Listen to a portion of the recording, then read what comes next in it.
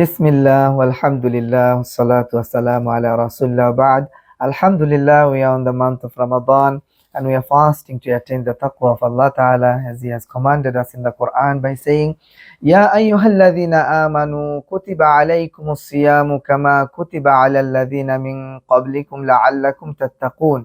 O you who have believed, fasting has been prescribed upon you as it was prescribed upon to those who came before you, so that you may attain taqwa. Taqwa is the main aim behind our fasting, as it has all the goodness within it. And this is why Allah Ta'ala, He counseled and advised and ordained upon to those who came before us and to us to have the taqwa of Allah by saying, وَلَقَدْ وَصَّيْنَا الَّذِينَ أُوتُوا الْكِتَابَ مِنْ قَبْلِكُمْ وَإِيَّاكُمْ أَنِ اتَّقُوا اللَّهَ. And we have ordained upon the people of the book before you and to you that you have the taqwa. And we see all the messengers, they came and said to their people, أَلَا تَتَّقُونَ, will you not fear Allah? And likewise, Prophet Muhammad ﷺ, before he passed away, he advised us by saying, أوصيكم بالتقوى الله. I advise you, counsel you to have the taqwa of Allah Ta'ala. So what is the meaning of taqwa? Taqwa comes from the word wiqaya, a shield or a barrier. A soldier, he uses the shield to defend himself. He prevents harm coming to him. So taqwa involves protecting ourselves from harm coming to us. And when we use this word towards Allah, it means we create a barrier between us and the punishment and anger of Allah by obeying His command, by staying away from His prohibitions, and by being patient upon His qadr. And this is what His taqwa is. And if we look at Ramadan, this is what we do. Allah has told us to fast, so we obey His command. And He told us to not to eat and drink in the daytime, even though it is halal to eat and drink. So we stay away from His prohibition during the daytime of Ramadan. And when we feel hunger, we be patient upon that. And we see how this meaning of taqwa is found within the fasting. When we pray salah, we have taqwa.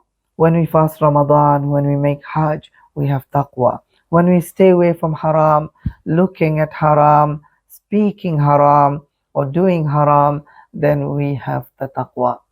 And we see when Umar radiallahu anhu, he asked Ubay ibn Ka'b about taqwa, he asked, Ya Amirul Mu'mineen, have you ever walked on a thorny path? And he said, yes.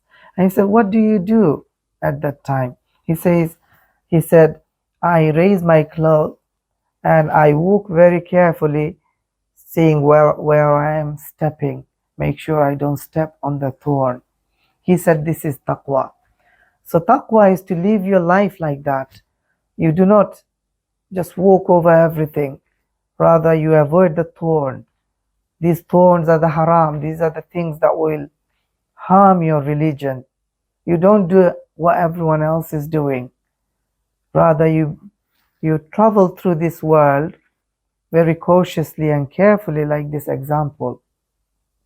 And to sum it up, some others have mentioned, taqwa is that Allah is obeyed and not disobeyed, that He is remembered and not forgotten, that He is shown gratitude and not shown ingratitude. And it is also said, وَهِيَ خَوْفٌ مِّنَ الْجَلِيلِ, to have the taqwa is to fear Allah Ta'ala. وَالْعَمَلُ بِالتَّنْزِيلِ, and to act upon the revelation, then that is taqwa.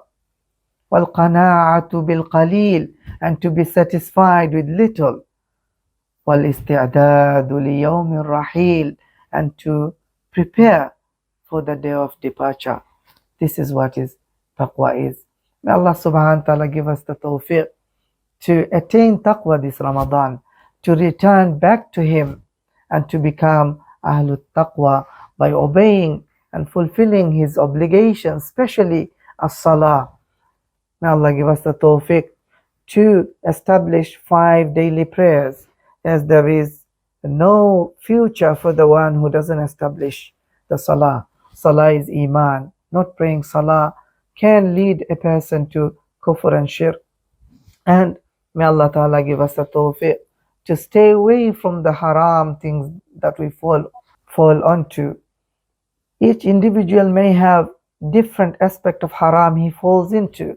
So we need to work on this, that make sure we get rid of this, and we seek Allah's assistance to overcome this.